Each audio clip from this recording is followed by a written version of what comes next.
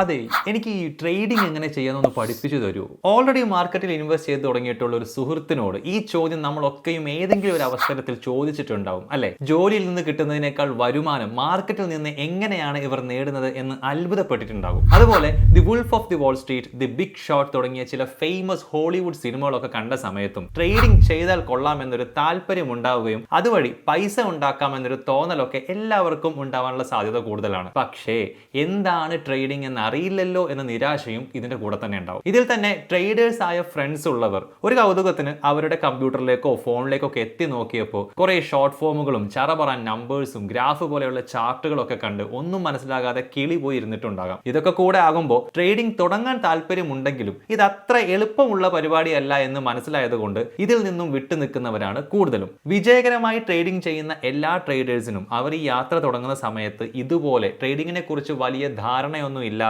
അല്ലെങ്കിൽ വളരെ കുറച്ച് ഐഡിയ മാത്രം ഉണ്ടായിരുന്ന ഒരു സമയമുണ്ട്. പക്ഷേ ആ അവസ്ഥയിൽ നിന്നും അവർ ട്രേഡിങ്ങിനെ കുറിച്ച് ആഴത്തിൽ ഇറങ്ങിച്ചെന്ന് പഠിച്ച് മനസ്സിലാക്കിയത് കൊണ്ടാണ് ഇന്ന് ഒരു സക്സസ്ഫുൾ ട്രേഡറായി അവർ നിലനിൽക്കുന്നത്. അപ്പോൾ ട്രേഡിംഗ് എന്താണ് എന്ന് അറിയാൻ ആഗ്രഹമുള്ളവർക്ക് വേണ്ടിയിട്ടുള്ളതാണ് ഇന്നത്തെ നമ്മുടെ വീഡിയോ. ട്രേഡിംഗ് എന്ന വേർഡിനെ ഒന്ന് ഷോർട്ടായി പരിചയപ്പെടുത്തിയ ശേഷം സ്റ്റോക്ക് മാർക്കറ്റിലെ ട്രേഡിങ്ങിനെ കുറിച്ച് നമ്മൾ അറിഞ്ഞിരിക്കേണ്ട എല്ലാ കാര്യങ്ങളും വിശദമായി നമ്മൾ ഈ വീഡിയോയിൽ സംസാരിക്കുന്നതാണ്. അപ്പോൾ വീഡിയോ മുഴുവൻ കാണാൻ നിങ്ങൾ മറക്കരുത്. Welcome to grow Malayalam. This is Shayas Rafiya Moideen. നിങ്ങൾ ഇതുവരെയും നമ്മുടെ ചാനൽ സബ്സ്ക്രൈബ് ചെയ്തിട്ടില്ലെങ്കിൽ ഇപ്പോൾ തന്നെ സബ്സ്ക്രൈബ് ചെയ്യണമെന്ന് ഓർമ്മിപ്പിക്കുകയാണ്. So let's start today's video.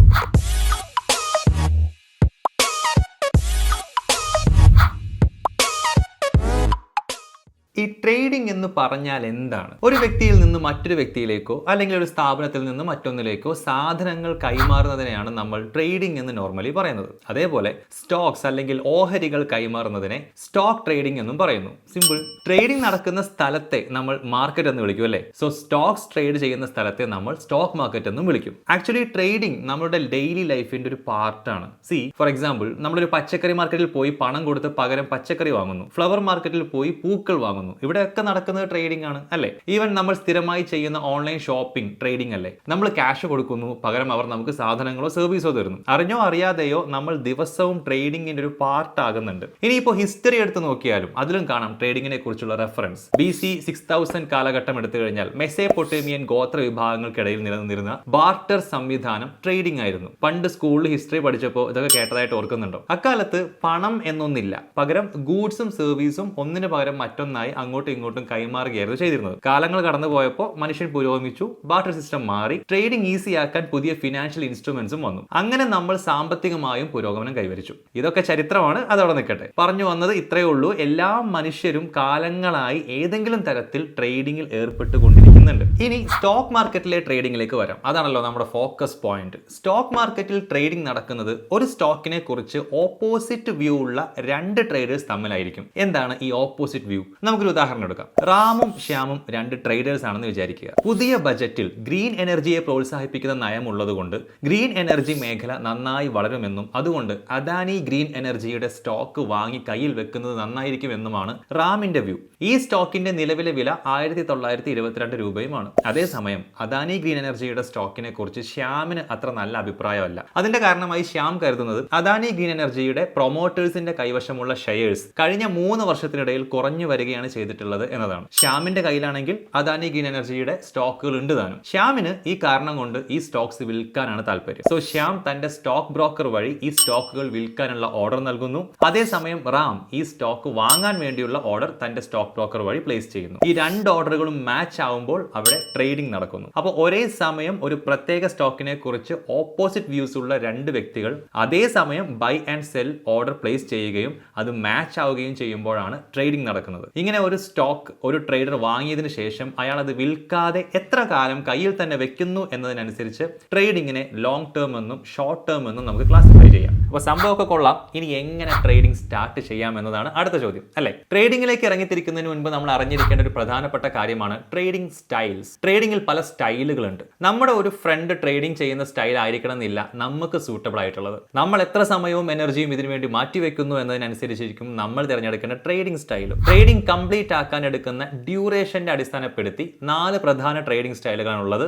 അതിൽ ഒന്നാമത്തേത് സ്കാൽപ്പിംഗ്. ഏറ്റവും ദൈർഘ്യം കുറഞ്ഞ ഷോർട്ടസ്റ്റ് ഫോം ഓഫ് ട്രേഡിംഗ് ആണ് ഇത്. ഈ ട്രേഡിംഗ് സ്റ്റൈൽ മാസ്റ്റർ ചെയ്യണമെങ്കിൽ നല്ല പ്രസിഷൻ വേണം, കൃത്യത വേണം, അതിന് നല്ല പ്രാക്ടീസ് ആവശ്യമാണ്. ഇവിടെ ട്രേഡിംഗ് നടത്താൻ എടുക്കുന്ന സമയം ഏതാനും സെക്കൻഡുകൾ മുതൽ 1-2 മിനിറ്റ് വരെയാണ് മാക്സിമം. വളരെ വേഗതയേറിയ ഒരു എൻവയോൺമെന്റിലാണ് ഈ ട്രേഡിംഗ് നടക്കുന്നത് എന്നതുകൊണ്ട് തന്നെ ഇത് ഒരേ സമയം ഭയങ്കര ത്രില്ലിങ്ങും അതേസമയം നമ്മളെ തളർത്തി കളയുന്ന ഒന്നുമായിരിക്കും. കാരണം ഈ ട്രേഡിംഗ് മുന്നോട്ട് കൊണ്ടുപോകാൻ കോൺസ്റ്റന്റ് ആയി ഒരുപാട് ചാർട്ടുകളൊക്കെ മോണിറ്റർ ചെയ്തുകൊണ്ടേ ഇരിക്കേണ്ടി വരും. അടുത്ത ട്രേഡിംഗ് സ്റ്റൈൽ ഡേ ട്രേഡിംഗ്. ഇവിടെ ഒരേ ദിവസം തന്നെ സ്റ്റോക്ക് വാങ്ങുകയും വിൽക്കുകയും ചെയ്യപ്പെടുന്നു. ഇതും ഒരു ഇന്റൻസിറ്റി കൂടിയ ട്രേഡിംഗ് സ്റ്റൈൽ തന്നെയാണ്, എന്നാലും സ്കാൽപ്പിങ്ങിനെ അപേക്ഷിച്ച് അത്ര ഇന്റൻസ് അല്ല. ഡേ ട്രേഡിംഗിന് വേണ്ടി മാർക്കറ്റ് ഓപ്പൺ ആയിരിക്കുന്ന അവേഴ്സിൽ ശ്രദ്ധയോടെ മാർക്കറ്റ് വാച്ച് ചെയ്തുകൊണ്ടിരിക്കണം. അത് ആവശ്യമാണ്.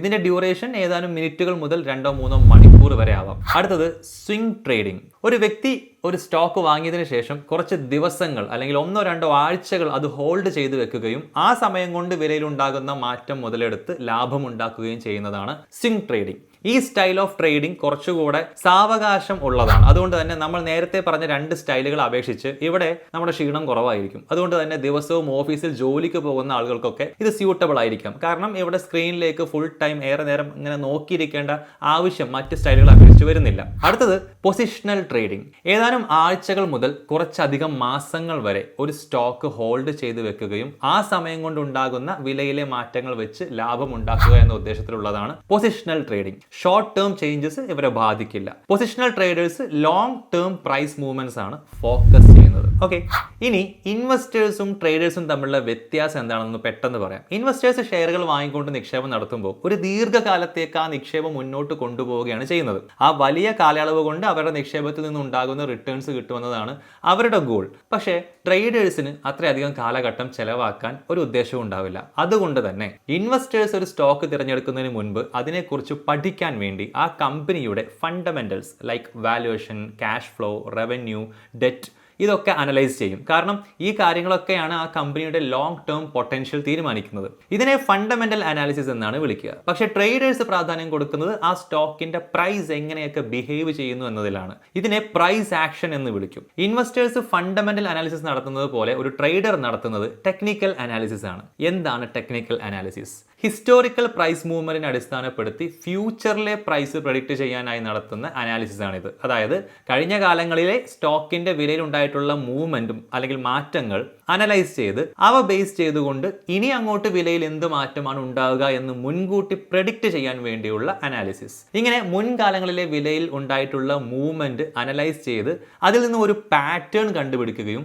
ആ പാറ്റേൺ കുറച്ചു കാലത്തേക്ക് കൂടി അല്ലെങ്കിൽ കുറച്ച് സമയത്തേക്ക് കൂടി കണ്ടിന്യൂ ചെയ്യും എന്നുള്ള ഒരു നോഷനാണ് ഇവിടെ വർക്ക് ചെയ്യുന്നത്. ഇതിനുവേണ്ടി 2 അപ്രോച്ചുകളാണ് ട്രേഡേഴ്സ് തിരഞ്ഞെടുക്കാറുള്ളത്. ഒന്നാമത്തേത് പ്രൈസ് ആക്ഷൻ, രണ്ടാമത്തേത് ഇൻഡിക്കേറ്റേഴ്സ്. ആദ്യം പ്രൈസ് ആക്ഷൻ എന്താണെന്ന് വിശദീകരിക്കാം. നേരത്തെ നമ്മൾ പറഞ്ഞതുപോലെ ഒരു പ്രത്യേക കാലഘട്ടത്തിൽ ഒരു സ്റ്റോക്കിന്റെ വില എങ്ങനെയൊക്കെയാണ് മൂവ് ചെയ്തത് എന്നത് ഒരു പ്രത്യേക തരം ചാർട്ടിൽ ഇവിടെ പ്ലോട്ട് ചെയ്യും. ഈ ചാർട്ടിനെ കാൻഡിൽ സ്റ്റിക്ക് ചാർട്ട് എന്ന് വിളിക്കും. ഇത് കണ്ടുപിടിച്ചത് ജപ്പാനീസ് റൈസ് ട്രേഡേഴ്സ് ആണ്. അരിവിലയിൽ ഓരോ സമയത്തുണ്ടാകുന്ന മാറ്റങ്ങൾ open, high, law and close എന്നിങ്ങനെ രേഖപ്പെടുത്താൻ വേണ്ടിയാണ് അവർ ഇത് ഉപയോഗിച്ചിരുന്നത്. ട്രേഡേഴ്സ് ഈ ചാർട്ടുകൾ ഉപയോഗിക്കുന്നത് ബ്രേക്ക് ഔട്ടുകളും ട്രെൻഡുകളും ഒക്കെ കണ്ടുപിടിക്കാൻ വേണ്ടിയിട്ടാണ്. വില ഒരു പ്രത്യേക ദിശയിൽ കുറച്ചധികം സമയം തുടരുമ്പോഴാണ് ട്രെൻഡ് എന്ന് പറയുന്നത്. അതിൽ നിന്നും പെട്ടെന്നൊരു മാറ്റം സംഭവിക്കുന്നതിനെയാണ് ബ്രേക്ക് ഔട്ട് എന്ന് പറയുന്നത്. പലതരത്തിലുള്ള കാൻഡിൽ സ്റ്റിക് പാറ്റേണുകൾ ഉണ്ട്. അതിന്റെയൊക്കെ പേരുകൾ നല്ല രസമാണ്. ഹറാമി, ഹാമർ, ഡോജി തുടങ്ങിയവ. ഈ പാറ്റേൺസ് മാർക്കറ്റ് എങ്ങോട്ടാണ് പോകുന്നത് എന്ന ഐഡിയ ട്രേഡേഴ്സിന് നൽകും. മറ്റു ചില പാറ്റേൺസും ഉണ്ട്, അസെൻഡിങ് ട്രയാങ്കിൾ, ഡൗൺവേർഡ് ചാനൽ തുടങ്ങിയവയൊക്കെ. ഇവയെല്ലാം പ്രൈസ് മൂവ്മെന്റ് മുൻകൂട്ടി പ്രെഡിക്റ്റ് ചെയ്യാൻ വേണ്ടി ഉപയോഗിക്കുന്നു. മിക്കവാറും എല്ലാ ട്രേഡേഴ്സും ഈ പ്രൈസ് ആക്ഷന്റെ ഫാൻസ് ആണ്.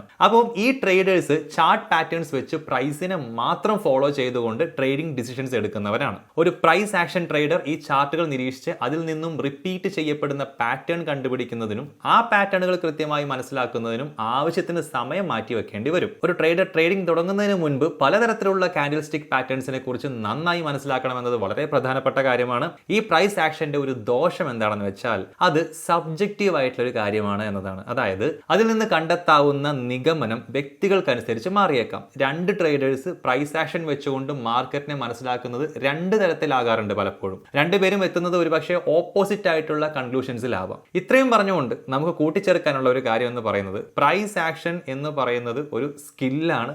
ശരിയായ രീതിയിൽ ചെയ്താൽ ഒരു വ്യക്തിയുടെ ജീവിതം തന്നെ നല്ല രീതിയിൽ മാറ്റിമറിക്കാൻ കഴിയുന്ന സ്കിൽ. ഇനി നമുക്ക് ഇൻഡിക്കേറ്റേഴ്സ് എന്താണെന്നും ഏതൊക്കെ തരം ഇൻഡിക്കേറ്റേഴ്സ് ഉണ്ടെന്നും അവ എങ്ങനെയൊക്കെ യൂസ് ചെയ്യാമെന്ന് നോക്കാം. ഒരു ചാർട്ടിൽ ലൈനുകളായി പ്ലോട്ട് ചെയ്തിരിക്കുന്ന മാത്തമാറ്റിക്കൽ കാൽക്കുലേഷൻസിനെ ബേസ് ചെയ്തിട്ടുള്ള ഒരു ടൂളാണ് ഇൻഡിക്കേറ്റേഴ്സ്. പലതരം ഇൻഡിക്കേറ്റേഴ്സ് ട്രേഡിംഗുകളിൽ ഉണ്ട്. അവയെ പ്രധാനമായും ക്ലാസിഫൈ ചെയ്തിരിക്കുന്നത് രണ്ടെണ്ണമായിട്ടാണ്: ലീഡിംഗ് ഇൻഡിക്കേറ്റേഴ്സും ലാഗിംഗ് ഇൻഡിക്കേറ്റേഴ്സും. ആദ്യം നമുക്ക് ലീഡിംഗ് ഇൻഡിക്കേറ്റേഴ്സ് എന്താണെന്ന് പറയാം. ഒരു ട്രേഡിംഗിലേക്ക് എൻ്റർ ചെയ്യണോ അതോ എക്സിറ്റ് ചെയ്യണോ എന്നൊക്കെ തീരുമാനിക്കാൻ നമ്മളെ സഹായിക്കുന്ന സിഗ്നൽസ് നേരത്തെ കൂട്ടി നൽകുന്ന ഇൻഡിക്കേറ്റേഴ്സ് ആണ് ലീഡിംഗ് ഇൻഡിക്കേറ്റേഴ്സ്. ഒരു ട്രെൻഡ് ഉണ്ടാകുന്നതിന് മുന്നേ തന്നെ അതിനെക്കുറിച്ചൊരു സിഗ്നൽ ഇവ നമുക്ക് നൽകും. ഇതിന്റെ ഒരു ദോഷം എന്ന് പറയുന്നത് ഇതിന്റെ കൃത്യത, ആക്യുറസി വളരെ കുറവാണ് എന്നതാണ്. അതുകൊണ്ട് തന്നെ ഒരുപാട് തെറ്റായ സിഗ്നലുകളും ഇതിൽ ജനറേറ്റ് ചെയ്യപ്പെടാറുണ്ട്. ഈ കാറ്റഗറിയിലുള്ള മോസ്റ്റ് കോമൺ ഇൻഡിക്കേറ്റേഴ്സ് ആണ് RSI, സ്റ്റൊക്കാസ്റ്റിക് ഓസിലേറ്റർ തുടങ്ങിയവ.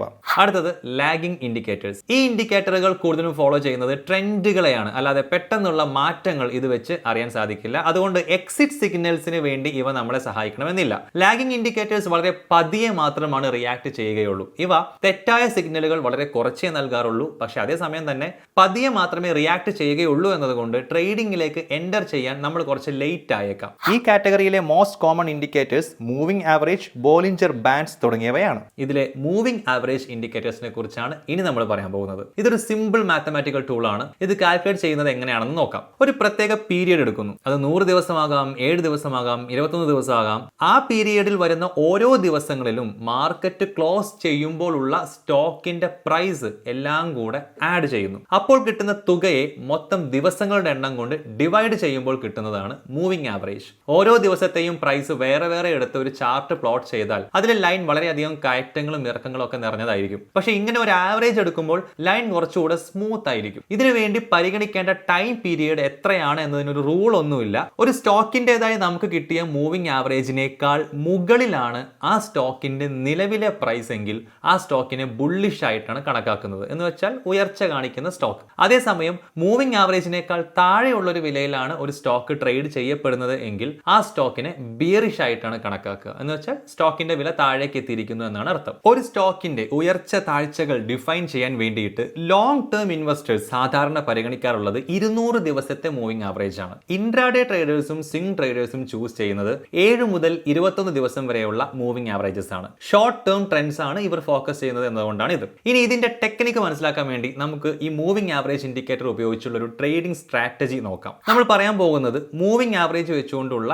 ഏറ്റവും കോമൺ ആയിട്ടുള്ള സ്ട്രാറ്റജികളിൽ ഒന്നാണ്. നമ്മൾ ഇവിടെ 2 മൂവിംഗ് ആവറേജുകളാണ് എടുക്കുന്നത്. 7 ദിവസം വെച്ച് കണക്കാക്കിയിട്ടുള്ള മൂവിംഗ് ആവറേജും മറ്റൊന്ന് 21 ദിവസത്തെ മൂവിംഗ് ആവറേജും. ഇവിടുത്തെ റൂൾ എന്ന് പറയുന്നത് 7 ഡേ മൂവിംഗ് ആവറേജ് എപ്പോഴാണോ 21 ഡേ മൂവിംഗ് ആവറേജിനെ ക്രോസ് ചെയ്യുന്നത് അപ്പോൾ സ്റ്റോക്ക് വാങ്ങുകയും, ഇനി തിരിച്ച് 21 ദിവസത്തെ മൂവിംഗ് ആവറേജ് പിന്നെ എപ്പോഴാണോ 7 ഡേ മൂവിംഗ് ആവറേജിനെ ക്രോസ് ചെയ്യുന്നത് അപ്പോൾ സെൽ ചെയ്യുകയും ചെയ്യുക എന്നതാണ്. 1 മണിക്കൂർ ടൈം ഫ്രെയിമിനകത്തുള്ള അദാനി ഗ്രീൻ എനർജിയുടെ ചാർട്ടാണ് നിങ്ങൾ കാണുന്നത്. ഇതിലെ ബ്ലൂ ലൈൻ റെപ്രസെന്റ് ചെയ്യുന്നത് 7 ഡേ മൂവിംഗ് ആവറേജ് ആണ്. ഓറഞ്ച് ലൈൻ റെപ്രസെന്റ് ചെയ്യുന്നത് 21 ഡേ മൂവിംഗ് ആവറേജ് ആണ്. ഇവിടെ നമ്മൾ ബൈ ചെയ്യേണ്ടത് അറൌണ്ട് 1350 ലെവൽസ് എത്തുമ്പോഴാണ്. സെല്ലിംഗ് നടത്തേണ്ടത് അറൌണ്ട് 1900 ലെവൽസിലാണ്. കാരണം ഇവിടെയൊക്കെയാണ് ലൈൻസ് ക്രോസ് ചെയ്യുന്നതെന്ന് കാണാം. പ്രത്യേകം ശ്രദ്ധിക്കുക, ഈ എക്സാമ്പിൾസ് നമ്മൾ കാണിച്ചിരിക്കുന്നത് ഈ ഒരു സ്ട്രാറ്റജി വെച്ചുകൊണ്ട് ട്രേഡേഴ്സ് ട്രേഡ് ചെയ്യണം എന്ന് പറയാനല്ല, മൂവിംഗ് ആവറേജ് ഇൻഡിക്കേറ്റർ വെച്ച് എങ്ങനെ മാർക്കറ്റിൽ ട്രേഡ് ചെയ്യാമെന്ന് നിങ്ങൾക്ക് മനസ്സിലാക്കാൻ വേണ്ടി മാത്രം എടുത്ത ഒരു എക്സാമ്പിൾ ആണിത്. പല സ്ക്രിപ്റ്റ്സും ടൈം ഫ്രെയിംസും വെച്ച് ആവശ്യത്തിന് സമയമെടുത്ത് ബാക്ക് ടെസ്റ്റിംഗ് ഒക്കെ നടത്തിയതിനു ശേഷം മാത്രമേ ഒരു വ്യക്തി തനിക്ക് ചേർന്ന strategy തിരഞ്ഞെടുക്കാവൂ.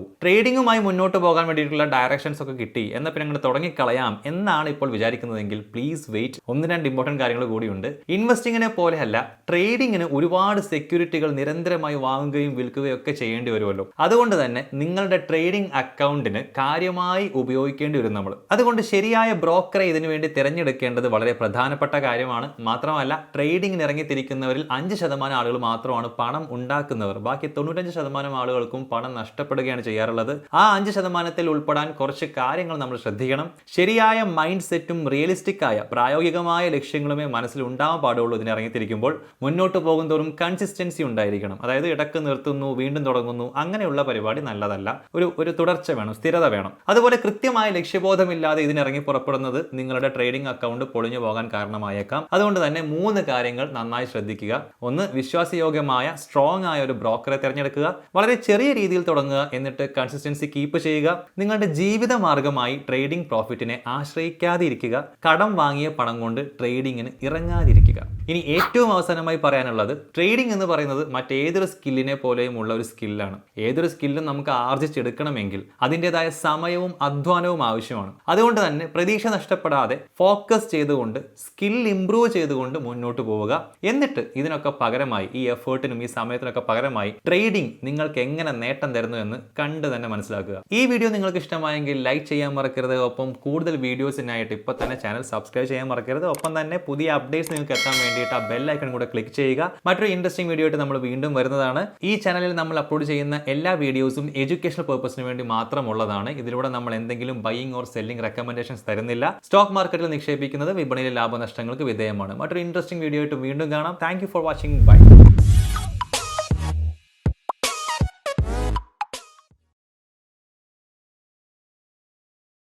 Investment in securities market are subject to market risks. Read all the related documents carefully before investing. Please read the risk disclosure documents carefully before investing in equity shares, derivatives, mutual fund, and or other instruments traded on the stock exchanges.